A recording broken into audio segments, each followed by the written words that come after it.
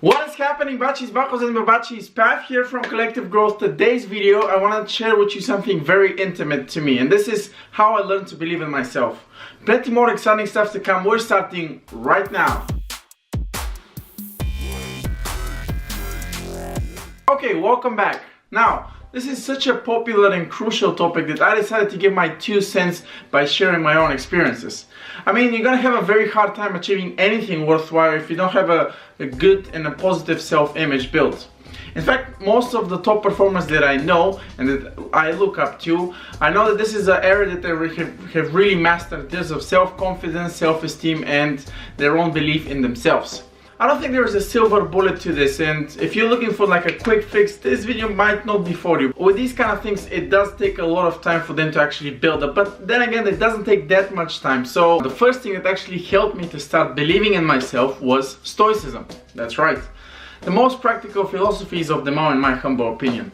Stoics argue that we should really focus whenever we're faced with a challenge or with some sort of a problem. We should really focus internally. In other words, rely on our judgments, our own strengths and our own creativity to solve this problem rather than looking for external events. I think most people think about Stoicism is this dry material that's being lectured in a classroom, and I think this can be further from the truth.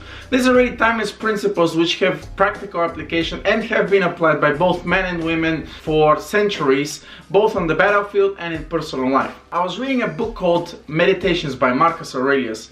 Very famous book. I recommend it. Go and pick up a copy. In there is a very small passage which really made a profound impact on my life, and that is, nothing happens to anyone that he is not already fitted by nature to bear. Wow, okay, that's when really the penny dropped. Funny enough, at the time I was studying and also teaching NLP, and in there were one of the presuppositions, in other words, one of these kind of fundamental principles, something taken to be true, was also we have already all the resources inside of us. So combining these two kind of perspectives made me think, wow, okay, next time when I'm faced with a challenge, I should look internally first and really rely on myself that I can overcome this difficulty. Another thing to remember is focus on competence rather than confidence. Oftentimes confidence is just a byproduct of you being really good at something, right? How do you expect to be good at, for example, going and speaking with women on the street if you approached one woman for the last month or so, and maybe doing cold calls whilst you've only done 2 or 3 cold calls, right? Same thing happened with me.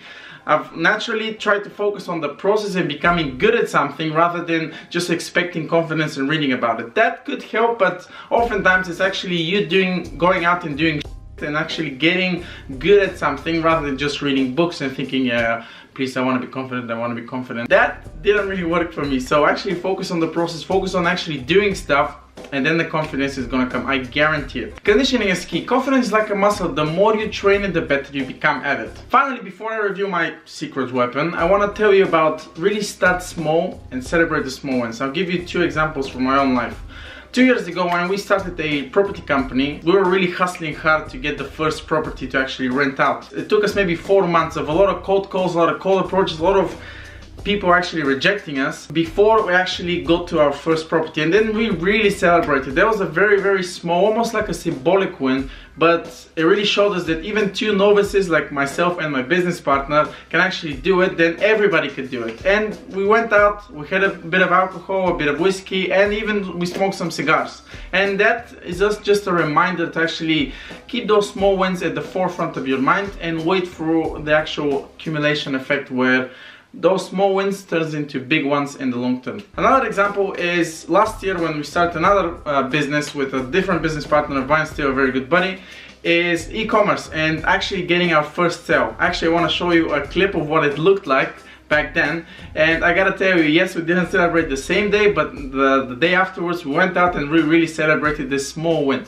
Hey guys, it's 19th of July. I'm in Chiang Mai. I'm here with Yannick, who is pretty busy and a little bit naked.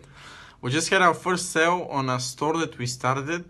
I just completely lost the elements here and went ballistic. So it's very important to keep an eye on this, make note of it, and then see what happens in the long term. I think mindset plays a huge role when it comes to reading books or looking at YouTube videos or listening to podcasts, but it's really the actual activity that's gonna push you forward. In other words, go and actually in the real world do become better at it, maybe fail a little bit, and then see how naturally become more confident at it. This is like with every skill that you want to learn.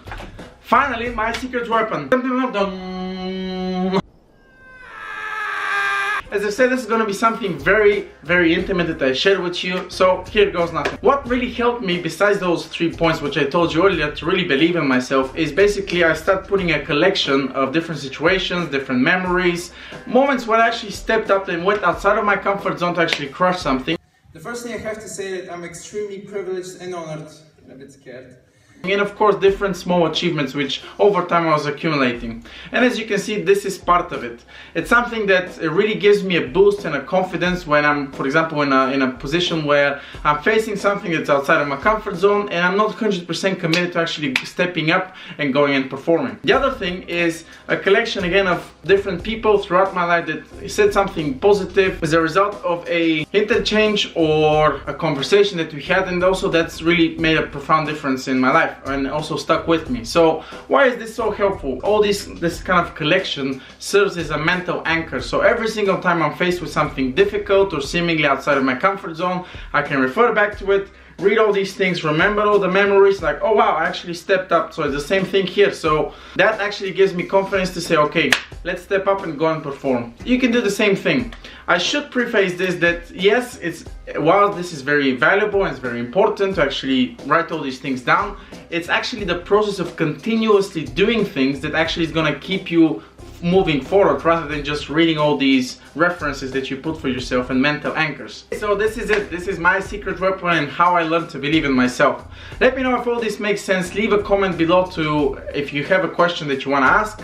And of course, like the video, subscribe and share it with all your friends. And I'll see you guys in the next video. First, I'd like to share with you the story of how the university came to a decision as to which student was to deliver the vote of thanks speech. The university went to their most hard-working student and offered the opportunity to deliver the speech, but they got declined. Then they went to their most intelligent student on the campus in an attempt to persuade him to do the speech full of eloquence and grace, something only that student could deliver, but again, their attempts weren't successful. Again, the university went to their most charismatic student and tried to enlist his expertise, but yet again, they were forced to walk the lonely path of rejection. And finally, they came to me. And I asked, Pavel, would you deliver the vote of thanks speech on your graduation day? To which I replied, well, I've declined you 3 times already.